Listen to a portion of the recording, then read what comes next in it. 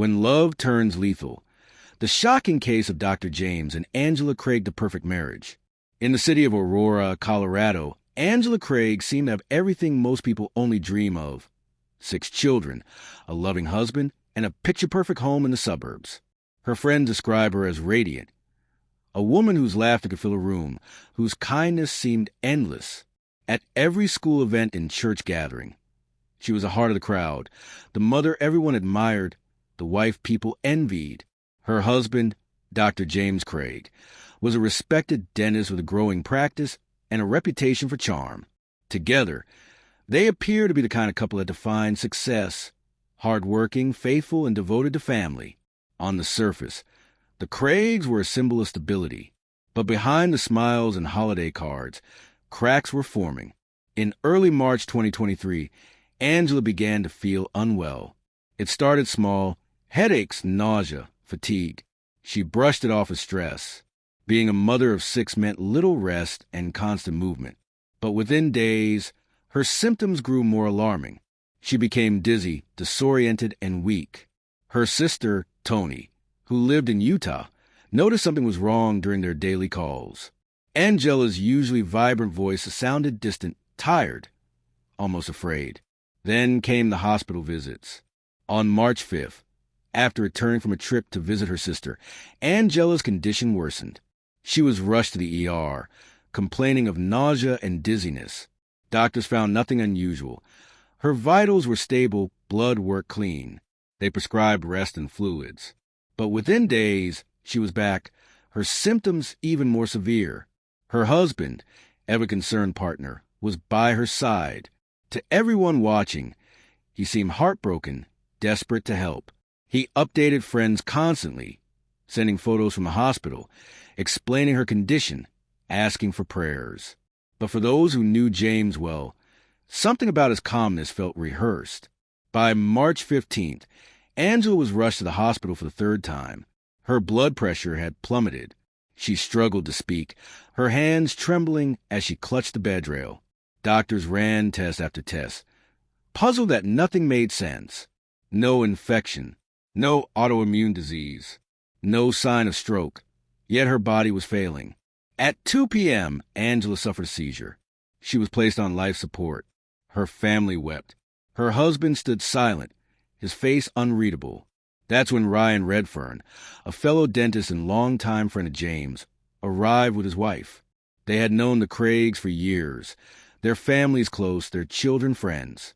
But what Ryan heard that day would change everything. A young office manager named Caitlin from James's dental clinic had called Ryan earlier, her voice shaking. She told him about something she had seen, a package delivered to the office, one James had insisted no one else touch. It was marked hazardous. The label read potassium cyanide. Ryan's wife, a nurse, knew the symptoms of cyanide poisoning: dizziness, nausea, low blood pressure, seizures. The same symptoms Angela had. As the weight of the revelation sank in, Ryan looked down the hospital corridor, where James Craig stood alone, scrolling through his phone. That moment, something shifted. What had once looked like grief now looked like guilt. Ryan made a decision that would alter the course of the investigation forever. He approached a nurse and whispered 6 words that would set everything in motion. "I think she's been poisoned by him." And with that, a picture-perfect family became the center of one of the most chilling true crime cases in modern Colorado history. The package no one was meant to open. If you're still watching, you know what secrets smell like: burnt sugar and lies. Tap subscribe before this vanishes like evidence at midnight. The ER corridor hummed with fluorescent light and whispered urgency as Angela lay motionless behind a curtain of beeping monitors. Outside her room, Nurse Delaney studied Ryan Redford with wary eyes while his wife quietly listed symptoms: sudden dizziness, relentless nausea, plunging blood pressure, seizure. Delaney listened, jaw set, then nodded once and moved. Orders for a fresh tox screen. A second 4-line, a consult with the on-call toxicologist. Within minutes, vials clinked into a tray and disappeared toward the lab. Ryan stepped into the waiting area and dialed the number Caitlin had given him. The office manager answered on the first ring. Her voice trembled. She described the night James came to the dental clinic with no patients on the schedule, logging in from an exam room computer he never used. She told him about the text that followed. A personal package is coming. No one else touches it. And the way her stomach dropped when the box arrived bearing a black and white hazardous diamond. Inside a cylindrical container. Potassium cyanide. Could it have a dental purpose? Ryan asked, grasping at the least damning explanation. I've never seen it in our inventory, she said.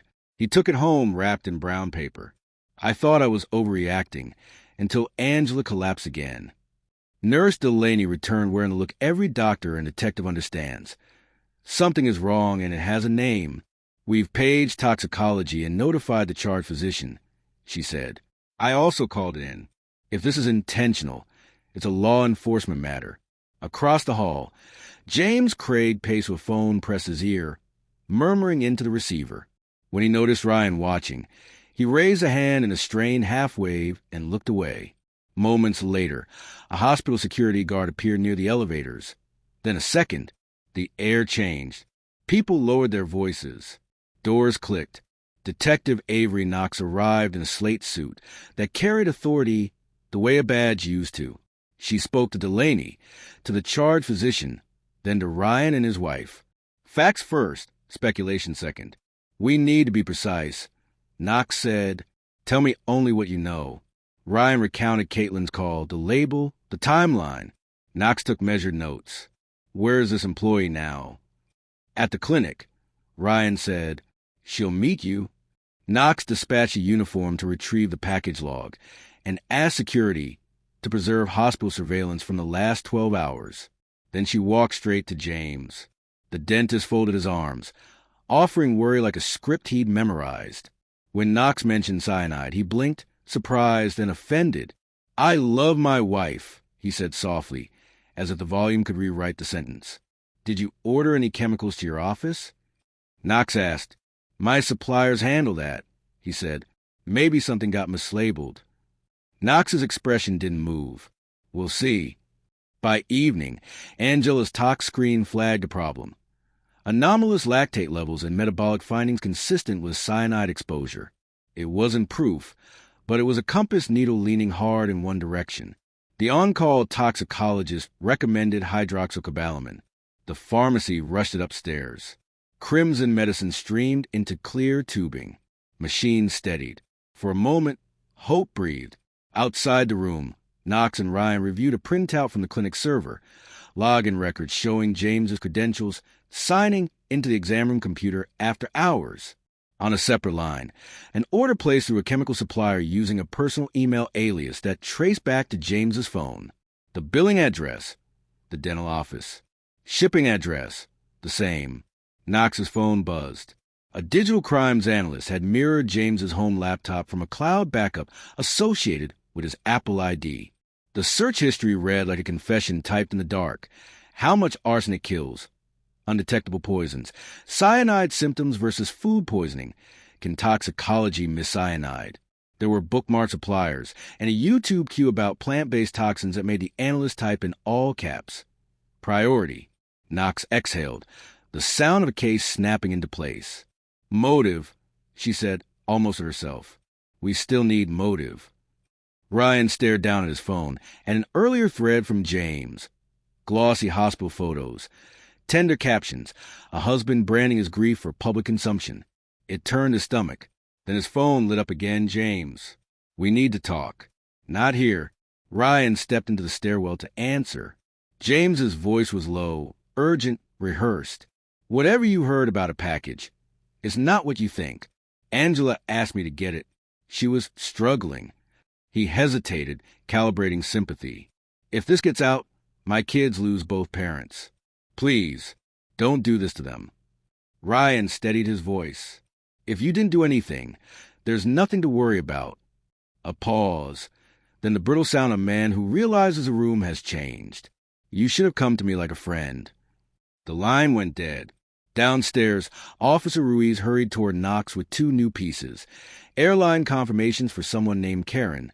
Purchased on a day as separate shipment. Arsenic. Was delivered to Craig's address. And text messages from James to an unidentified number. Counting the days. See you soon. It'll be over this week.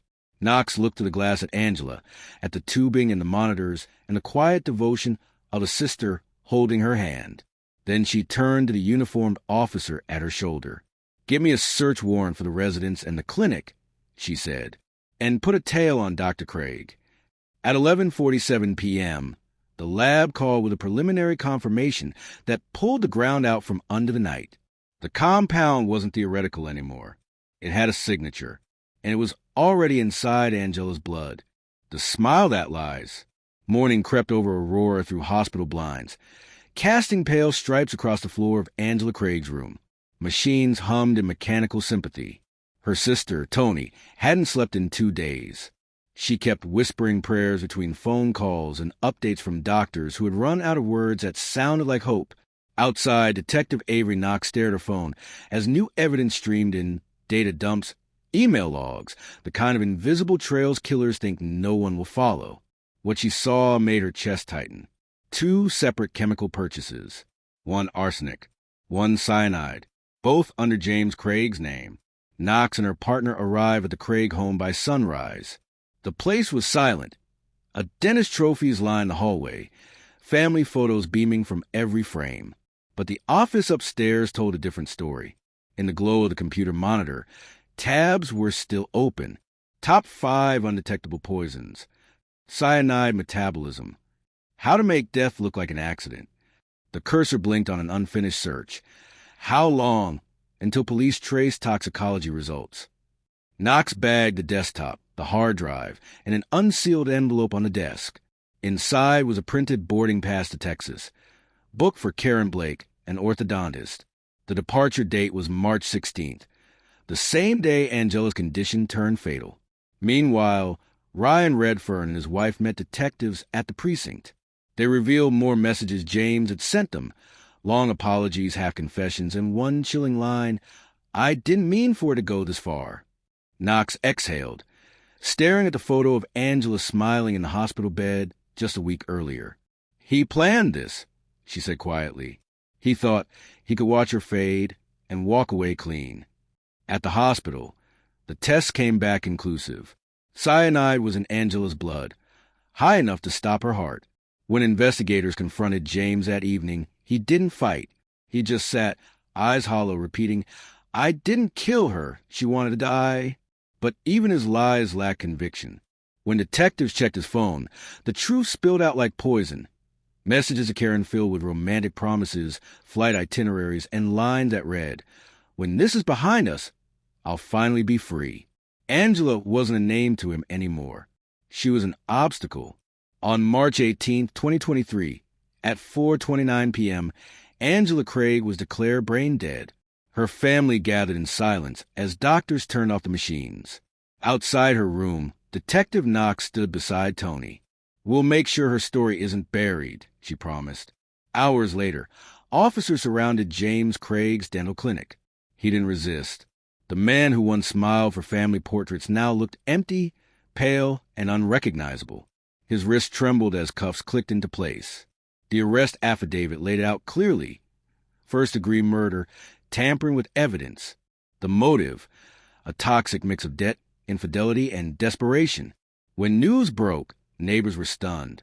Friends replayed every interaction, every compliment, every smile, wondering how evil could wear such an ordinary face. A week after Angela's funeral, new documents revealed she had 3 life insurance policies. Combined, they totaled more than $1 million. Enough to erase debt. Enough to start over.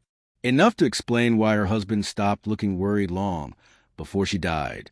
At her memorial, her sister spoke softly to the crowd. Angela loved with everything she had. She trusted with her whole heart. And that's what makes this so hard, because it's always the ones we trust most who know exactly how to break us. James Craig sits behind bars awaiting trial, his bail set at $10 million. Angela's organs were donated, saving multiple lives. A final act of selflessness from a woman who spent hers helping others. And somewhere in a quiet corner of Aurora, a nurse still remembers a moment a single whisper changed everything. "I think she's been poisoned by him." Because sometimes The smallest truth is the one that saved the world from another lie.